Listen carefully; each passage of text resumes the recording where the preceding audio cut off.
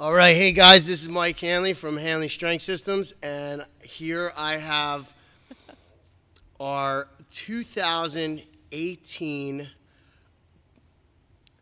New Year Nutrition Challenge champ, co-champ, Jill Tilsner, and this is our second podcast, right? Yeah. So I figured it'd be great to get Jill on and talk about the 6 weeks. And so that's what we're going to do here, right? Yep, let's talk. Okay, so I want to go over the rules so everybody that wasn't involved, that watches this, knows what our 6-week challenge was about. Basically, we had it was a point system. We had 4 points per day, right?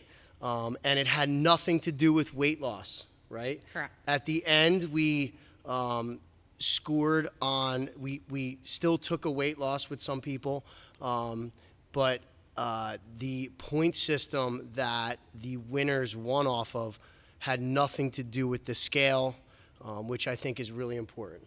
It was definitely a different type of challenge than I've ever did before. Cool. So the point system for us this year was you got 1 point for each thing, and the things that we used in the point system was eating whole foods, right, that came from the earth, that were not processed or packaged, and that if you did that, you would get 1 point for the day. The second point came from eating not too much, and that meant you were allotted so many trays or so many containers of food, and you weren't allowed to have seconds or snack in between the trays. That's the hardest part. That was the hardest part for you? That's the hardest part. Okay, cool. And so if you did that, if you ate just the trays that you were supposed to eat, you would score a point. The third one was... Sleep. That was the fourth. Okay. The third one is mostly vegetables, Yes. eating your vegetables. So a lot of times we like to skip our vegetables, right? And so we put in there that you had to eat the vegetables with every meal, all right? And the tray had a section for that. So if you didn't, then you wouldn't score a point. If you ate all the trays with all your vegetables, you would score a point. And then the fourth one we had was the sleep, right? And a lot of people underrate sleep as part of a fat loss program. Lack of sleep will raise cortisol levels. Cortisol levels will blunt fat loss results. So we put in that you had to get 7 or more hours of sleep per day. If you did that, you got a point. If you didn't, you did not score a point. Yes. Right? Yeah. So there's our 4 points. And with that, I just wanted to ask you your overall. So the first question I have for you is, what was your overall feeling of the 6 weeks? It was great. About week 2 or week 3, there were definitely some miserable days. Okay. Thinking I have to do this for another 4 weeks. Once I hit the 4th week, I knew I was over a hump. Okay. And then it felt good, and I knew at that point there was a challenge, and I'm very competitive. So the challenge was my main motivator, which I think I need sometimes. Okay. But it was great. I enjoyed it, and I am still eating that way for the most part. Okay, cool. So what was the hardest part of the challenge for you? The hardest part for me was giving the kids a bowl of Cheez-Its or a snack and just not popping one in my mouth. Okay. Which usually would equal 15 to 20 by the time I was done. Cool. Okay, and so I meant to say this in the beginning. Jill is a mother of 3 who works pretty much full-time. Yeah, right? I take 1 day off a week. Okay, so she's a full-time employee, a mother of 3. a wife. So, and she gets in the gym. How many days a week do you train? At least 5. Okay. So she gets to the gym 5 days a week. So, you know, the reason that I say that is to say, like, we are all busy, right? We all have crazy schedules, but if you want to succeed and you want to achieve something, you can do it no matter what, right? It's so true. Right. And when I hear people say, I don't have the time, either do I. And some nights I'm here till 9 or 10 o'clock at night, but it helps me be a better person, a better mother, a better friend, and that's why I make that commitment. Cool.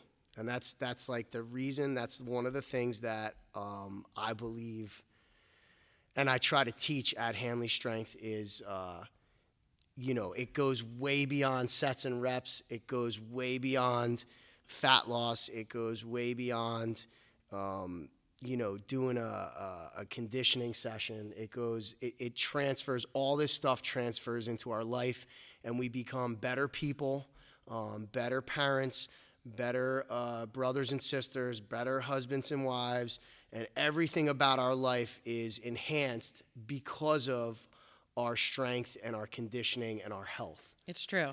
And that's like one of the things that I believe here. I do too.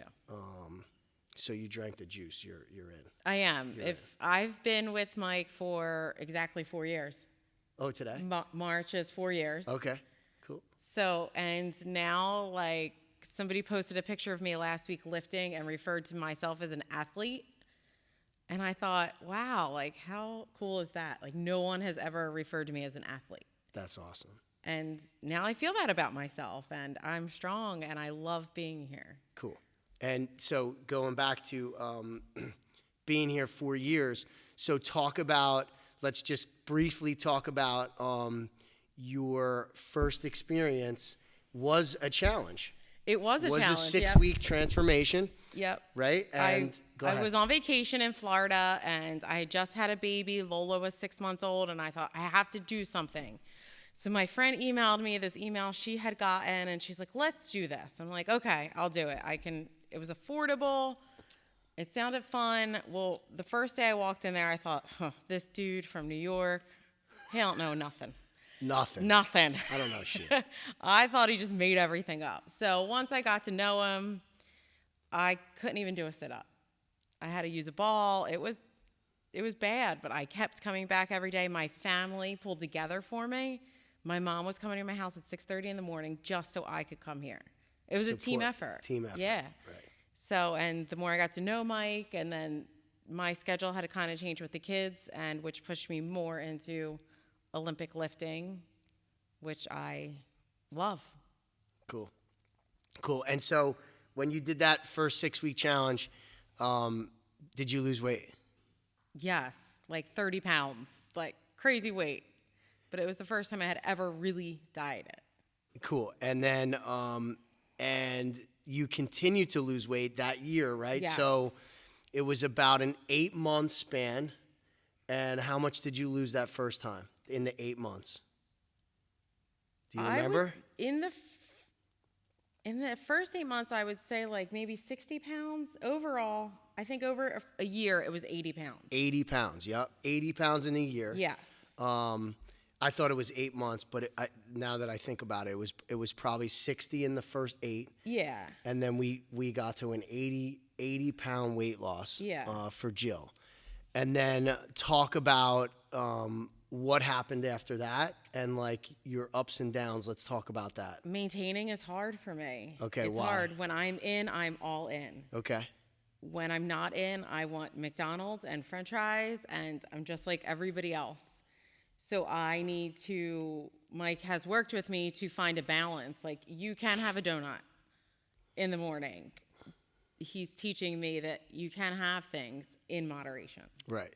So one of the things that I think is important to understand is, you know, there's a difference between a fat loss phase, a maintenance phase, and if you want a muscle build or whatever the other phases. Normally in a gym like this or with women, it's a fat loss phase. Yes. And I think the thing that backfires most of the time is it's a fat loss phase 12 months a year, and that just does not work. Like, you set yourself up for failure when you do that. And I think that the other thing is to tell someone that they can never have something again is absolutely ridiculous. Life is too fun and too good to not enjoy some things, right? So I'll be the first coach, and anybody that's trained with me knows this, that I would never tell you that you can't have pizza again or ice cream. You all know my ice cream addiction, so it's one of those things. And Jill's like a partner in crime with junk food, right? So I think it's important to note that. It is, and for me, it's a social thing. Like, I enjoy going out with my husband, having a drink or two, Right. and then I need to get back on track the next day. Right. So that's something Mike has taught me that you can do. Right. Just get back on track. Right. And it's not, if the trending weeks have a deficit to them, you're still going to succeed in your fat loss goals.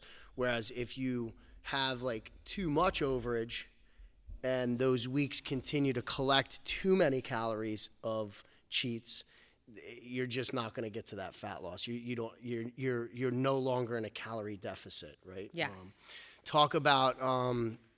Let's talk about the trays, and it was easy. The trays were great. It was the easiest thing I've did in a while. Okay. What was in the trays? Let's talk about the trays, because a lot of people think, oh, I'll just cut carbs. What did you eat in your trays? So my trays were on Sundays was my big food prep day, which normally got me through till the following Friday. Okay. For work and stuff like that. I can just grab trays.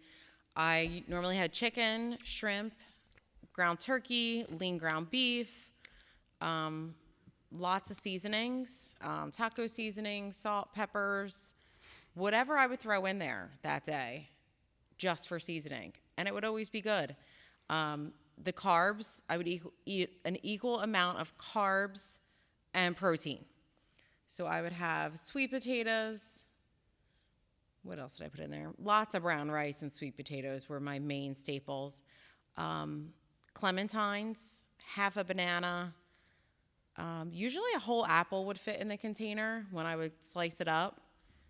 So a fruit serving. And then the bigger side was lots of Brussels sprouts, asparagus. I didn't eat many salads just because you can't really prep them and have them good through the week. So that was really it. I did not, if I would have a few almonds, I kind of cooked with my olive oil, so I didn't worry about adding a fat into my meal so much. Okay.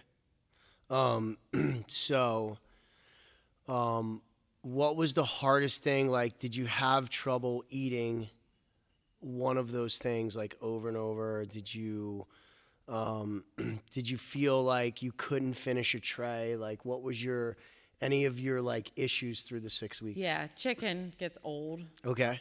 I've learned with chicken that before I warm up my sweet potatoes or my rice, I do not warm up my chicken. I will eat that cold. Okay. I don't like the consistency of it, so I rather just eat the chicken cold, and then I warm everything else up. Okay, cool. What was any other struggles with it? There really wasn't many struggles to be had because it was strict. Okay. So you just did what you had to do. All right. How about, so you went on vacation I did. during the 6-week challenge. Yes, the Talk last week. about that. I went to the Florida Keys. It was very hard. We stayed with my parents, who are huge breakfast makers. Okay. Pork roll, scrapple, cream chip beef, every day. So I would just make my breakfast, and they supported me 100%. I'd make my egg whites with my spinach. My mom had everything in the house that I would need for the week. And I would just make mine up, and then I'd go sit out back While they ate. Cool. And you didn't feel like left out or no, anything? It was delicious. I was cool. eating egg whites in paradise, so I couldn't even be upset about that. Cool. Very cool. And so Do you normally do that on a vacation? No, never. Okay. No, never. Okay. And the reason I bring that up is it's important for people to realize like vacation shouldn't be a time that you should diet, right? However, if there's a goal at hand, you can do that, Definitely. right? Definitely. And you can get through it. And it's a matter of what's more important, right? Yep. So that's like one of the things that I think if your goal is to lose weight and you don't like how you feel and how you look and all that stuff, then the importance or your mission should be to change that. And a lot of people get sidetracked too quick, too easy, and then they never reach that goal. So you can go on vacation. You can succeed at eating healthy on vacation. Yep. It might not be as fun. It might not be, the same type of vacation, but the rewards, right, are that much better. Talk about how you feel. I feel like $1,000,000. If I would have ate crap the night before, I would have woke up feeling crappy. And it wasn't the type of vacation that I could go exercise every day besides a long walk or a bike ride. I wasn't at the gym lifting. And when I woke up in the morning, I still had incredible energy because I knew I succeeded the day before. So it was empowering. Yeah. Right. Totally. Cool. So, and that's the thing. I think people, once you get rolling on something and you see the results, it's like that much more powerful, and it becomes easier to continue the process. So, any other tips, tricks? Not so much tricks. There's no tricks. Like, I don't even want to use that word. There's no tricks to fat loss. No, it's hard. It's either do it, you have to like all out war on fat loss, or maintenance phase, right? And that's the whole thing. It's like you can't have all these extras in a fat loss phase. You have to save that stuff for a maintenance phase where you're just maintaining a new body weight. Yes. Right? So if you lose 15 pounds, then you sit at that new 15 pounds, right, and let your body reset and make that the new set point. And we could I'll talk about that in another podcast. But, there's people that, want the best of both worlds, or they want to have their cake and eat it too. And it just doesn't work. And people spin their wheels over and over. And eating is the key to fat loss also. Okay, talk about that. Like, not eating doesn't help you. So that was an important thing to me, like, because I've tried, like, I'll just skip a meal. Not in this phase, but before, like when I was just struggling, I was in the gym every day, but I was just, my mind was everywhere. So I'm like, I just won't eat this meal. Okay. I still didn't lose weight. So I was eating every 3 to 4 hours. The first week was hard. I really felt weak. I felt like I was being deprived of food. And so why do you think that is? I was just getting used to it. Okay. I think so you went from, so people don't realize, like, so the beginning of a diet is less calories than they're eating. Yeah. I So- probably cut them in half. Right. So you're going to be hungry. Yeah. Your body's like, what is she Yeah. doing to me? Yeah. Okay. So I was definitely hungry. Where was I getting at? So not eating. Yeah, skipping meals. Yeah, You so- still didn't lose weight, And but you were even weak. with this, after my body got accustomed to it, after a week, I felt good. The first week was rough. After about a week, when my body got accustomed, my body would tell me every 3 to 4 hours I was hungry. Okay. It was crazy. And that's like a sign that your metabolism's starting to wake up. Oh, okay. So that's like the indicators along the way. Like if you're hungry, it's an indication that your metabolism's starting to run, right? So when you're not hungry, your body has been taught to not be hungry because you don't feed it. Oh, Right? okay. So it's like a survival mechanism. So if I don't eat breakfast or I don't eat till 2, 3 in the afternoon, then, your body is going to recognize that, and it's going to adjust Okay. and survive. It's going to put like a mechanism in to say, okay, let's blunt hunger. Let's slow our metabolism down to the point where we're not hungry until Okay. till then. Oh, okay. You know what I mean? So those are some big time things there. So any tips for anyone, any moms, any tips for anybody out there looking to lose weight and stay the course on a fat loss plan? I would say the food prep was the main thing for me. Okay. Running kids different directions all the time, Right. working different schedules, Sunday afternoon, food prep. Who cares if your kitchen's a mess? Just get it done. You can clean up the kids' mess later. Just prep your food. And Everything else can wait. And so you prepped all your food on Sunday. Yep. Normally I would prep. I kind of accounted for 2 meals a day, food prep.